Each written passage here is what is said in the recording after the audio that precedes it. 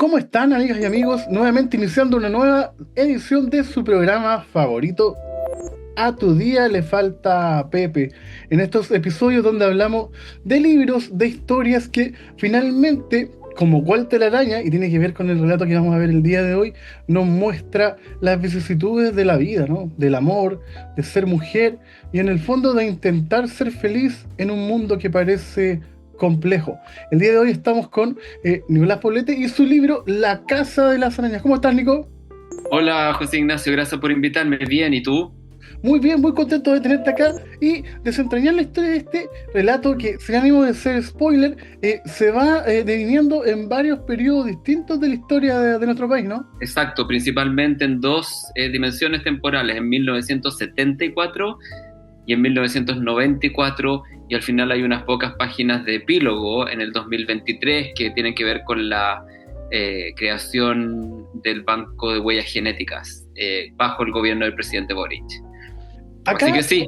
sí, acá la gracia que tiene este relato es que vemos asomos de época de Chile. Por ejemplo, en los 70 se habla un poco del periodo embrionario, ¿no? de la dictadura, sin tocarla Mm. tan transversalmente, pero en el fondo todo ahí nos introduce la sensación de esto del toque de queda.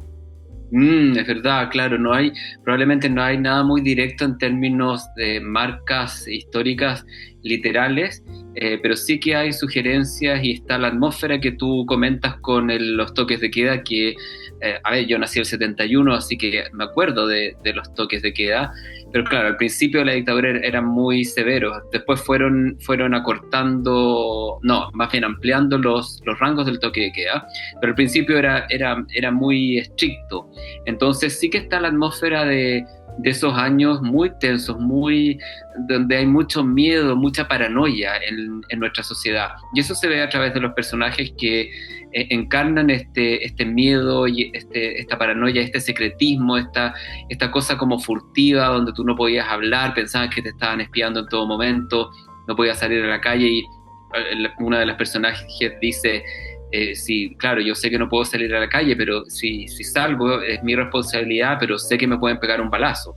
Hay otro de esos mismos personajes en un punto dice, bueno, pero si lloro, le estoy dando pie a, comillas, mi mamá para que me pegue. Hay una escena que la encuentro bien grotesca, y aquí sí vamos a hacer spoiler, es donde a una chiquita le lavan el pelo con Tanax, ¿no? Por los piojos.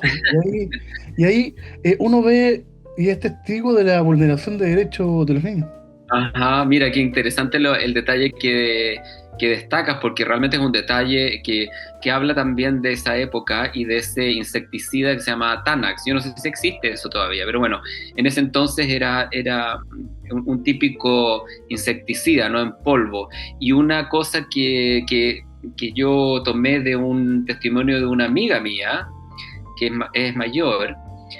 Ella una vez contó que para los piojos había hecho esta técnica. Se había puesto Tanax, que es algo súper peligroso porque es muy venenoso, y se había puesto ¿sabes? Como esos gorros de baño, de ducha, durante toda la noche.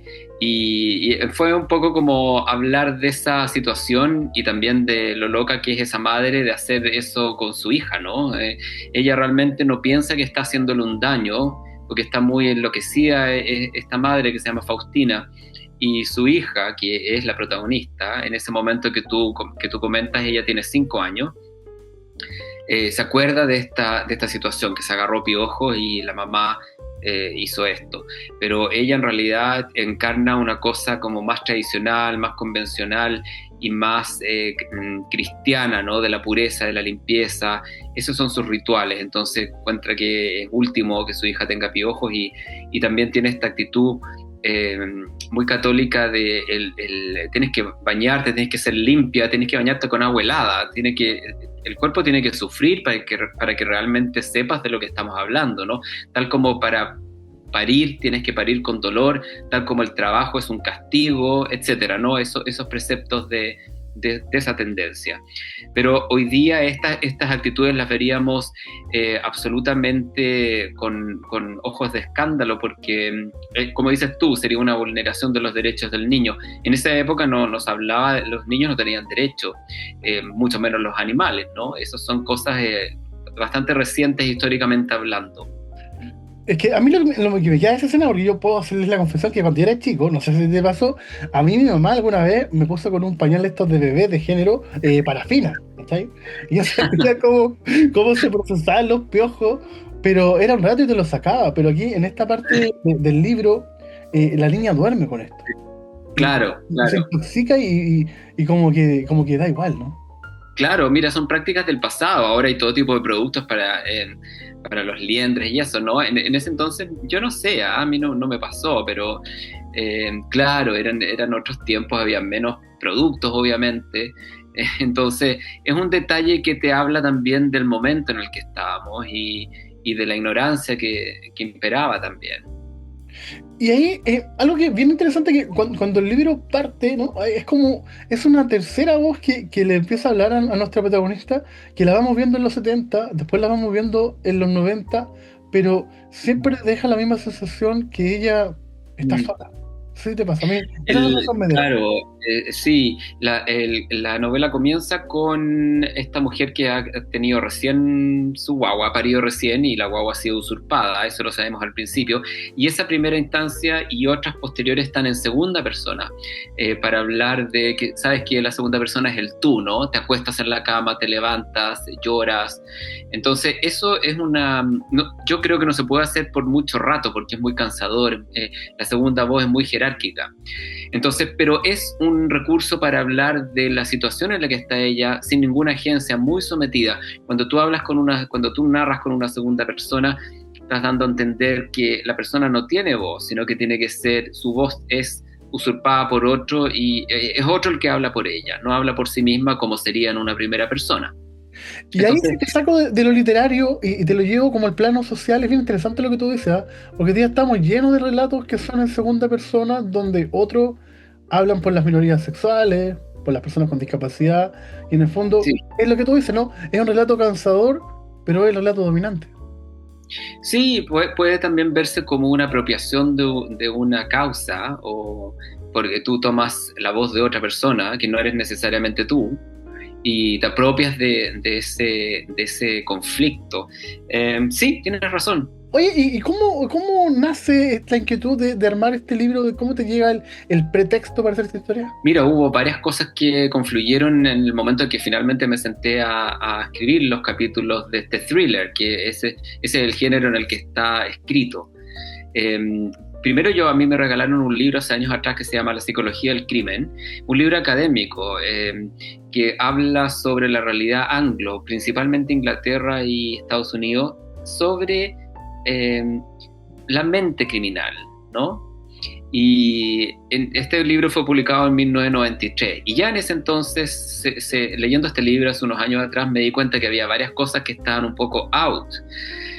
Y ahí se me ocurrió ir a los 90, que es la fecha de publicación, y tomar eso como momento histórico también, los 90 en nuestro país. Esa es como una especie de desplazamiento de esta realidad anglo a nuestra realidad latinoamericana y particularmente chilena en los 90, que fue recién el momento un poquitito de emergencia de la democracia neoliberal, de un poco las artes, la cultura empezó a florecer, el cine, la música de grunge, por ejemplo, que es muy influyente en la novela. Entonces fue una manera de rendir homenaje a esa época, que surgió a partir de la lectura de este libro. Y luego el drama de las guaguas robadas, ¿no? De las guaguas traficadas, principalmente a Europa, Estados Unidos, a Suecia, Bélgica. Entonces fueron varios factores los que confluyeron. También yo conozco una persona que es una de estas guaguitas, que ya es una mujer adulta, obviamente. Entonces esos fueron los estímulos que jugaron en el momento de fraguarse la historia, y después lo quise hacer con un formato un poquitito más digerible, porque tú entiendes, pues, José Ignacio, que esta realidad es muy dramática y no es asimilable de buenas a primeras, ¿no? De partida, ¿quién querría leer una cosa tan dramática como esto, ¿no? Pero el género del thriller te permite hablar de un tema tan macabro como este con más amabilidad, quizás no es la palabra correcta, pero con un formato que te permita averiguar de esto, pero al mismo tiempo a través de una narración que te convoca a la lectura, ¿no? Que es digna de ser contada. Claro, porque así que por ahí...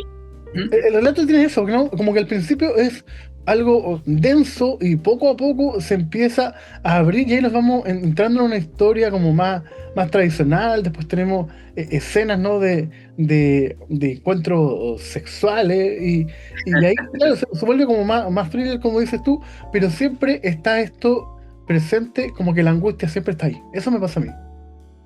Sí, yo creo que es porque, claro, estas mujeres, una novela de prácticamente puras mujeres, todas tienen algún trauma, ¿no? Alguna herida de algún tipo, ¿no? Es como una forma de hablar de los traumas que cargamos a través de un personaje, en particular de su protagonista, y de la otra protagonista que se transforma en su amante muy rápidamente. Ni siquiera un amante, sino que es más bien como un shock orgánico para ella, un shock genital y también un shock cultural, porque ella viene de otra situación social, ¿no? Ella ha pasado por el Sename, mientras que la protagonista ha estado más protegida en un internado más convencional. Entonces, a pesar de que ellas cargan muchas heridas y muchos traumas, sí que la narración va, como dices tú, abriéndose y precipitándose, ¿no? Con la característica del thriller, que hay una vertiginosidad que te permite ir avanzando en las páginas y tratando de averiguar qué fue lo que finalmente pasó y cómo van a resolver estas chicas este trauma que cargan, cuál va a ser la resolución de esto. Por ahí va un poco. Claro, a mí lo que me gusta del libro es que, como te digo yo, toca muchos temas de forma tangencial y la profundidad uno se le va dando desde la lectura, desde la idea que uno tiene de la sociedad, de diferentes tópicos. Y me pasa que la dictadura está, como te decía al comienzo, pero no está. Y mi pregunta es, a ti como escritor, ¿no sientes que quizás faltan más relatos de este tipo? Porque siempre cuando pensamos en dictadura, pensamos inmediatamente en Pinochet, en Allende, en el golpe, pero no nos damos cuenta que habían muchas otras cosas que eran tocadas tangencialmente por Pinochet, por el golpe, por Allende y por todos los otros. No, yo creo que tú tienes toda la razón en el sentido de que aquí hay un abordaje tangencial, como tú lo calificas, y es que yo creo, en las cosas que yo hago, sí, exactamente, son como signos más periféricos, no hablando directamente del conflicto o nombrando a determinadas personas, sino que refiriéndome a lo que está un poquitito más en los bordes y la forma en que las personas, los cuerpos, absorben ese trauma y cómo lo expresan, ¿no? Entonces, obviamente que en una situación tan tensa como es una dictadura y es sobre todo en esos años, ¿no? Muy duros, de toque de queda, de mucho miedo, las personas van a actuar, van a expresar y somatizar esta acción atmosférica de distintas maneras, y una de ellas es a través de un discurso delirante, como es el caso de Faustina, la madre de la protagonista, que actúa como una especie de oráculo, hablando de lo que ella siente. Ella trabajaba como secretaria en un colegio donde querían sacar el ramo de religión, refiriéndose al comunismo, ¿no? Entonces ella dice, claro, por supuesto que el país se merece un castigo por lo que tratan de hacer, porque trataron de sacarnos a Dios de la malla curricular. Entonces, si está la gente cayendo, si hay gente que está desapareciendo, pues bueno, ese será el costo que tendrán que pagar por tratar de hacer esta herejía, ¿no? Entonces, eso es un ejemplo de cómo la dictadura en particular se ve de modo tangencial a través del discurso delirante de uno de los personajes. Eso mismo también se puede aplicar, por ejemplo, esta relación lésbica que hay en un momento de la historia, Claro, pero que sí. tampoco es presente, es nomás. Sí, la verdad es que mira, sí, esto también se podría definir como un thriller lésbico y y sobre todo considerando que la parte del affair lésbico ocurre en los 90, tampoco es algo muy, muy común o muy abierto, visible en esa época, y ninguno de ellos le pone un nombre, ¿no? No hay ninguna manifestación a favor de derechos, nada de eso, ninguna pose tampoco, es más bien ocurre, es más orgánico. Y, y como la protagonista es una criminóloga, ella es investigadora y académica en la Facultad de Criminología, su actitud es más bien científica, entonces su actitud es más bien darwinista, y ella siempre se está preguntando qué sentido tiene esta relación, si en realidad la atracción y lo que se denomina amor es simplemente una reacción que produce el cerebro para perpetuar la especie, ¿no? Ella tiene esta actitud más cerebral. El amor es una ridiculez realmente, ¿no? Es simplemente, es lo mismo que producen las drogas en el cerebro, ¿no? Eso piensa ella, eso dice ella, porque tiene un abordaje más darwinista. Entonces dice, ¿qué es esto? ¿Qué sentido tiene esta relación? ¿Por qué me atrae una persona con la cual no voy a perpetuar la especie? Sería imposible. Entonces sí, es más como en bruto, más orgánico en ese sentido. No hay mucho cuestionamiento de sexualidad, sino que más bien se plantea como un estado de cosas pragmático, como más de hecho. Y finalmente, Nico, si tú tuvieras que vender el libro en una frase, en un párrafo, ¿qué le dirías a un lector, a una lectora, a un posible comprador o compradora de este relato? ¿Qué le dirías? Qué difícil esa pregunta, porque hacerlo de manera tan sintética, pero quizás, bueno, puede sonar un poco pretencioso, pero necesario, una narración necesaria, no porque la haya escrito yo, sino que porque toca un tema que también se está empezando a difundir de manera más transversal. Ya la directora de la Fundación Nos Buscamos, Constanza del Río, tiene un libro ya de este tema. Es un libro, no es una ficción, no es una novela, sino que es un libro un poco más digamos, de investigación. Entonces, creo que sí es un tema necesario y que amerita ser narrado desde una perspectiva ficcional. Claro que sí. Bueno, y también lo que es necesario es que ustedes se suscriban al canal, que pinchen la campanita ahí que nuestro amigo Herman Alamant está dejando. Te queríamos dar las gracias, Nico, por estos minutos y decirles que a tu día le falta Pepe y que hay que leer, ¿o no, Nico?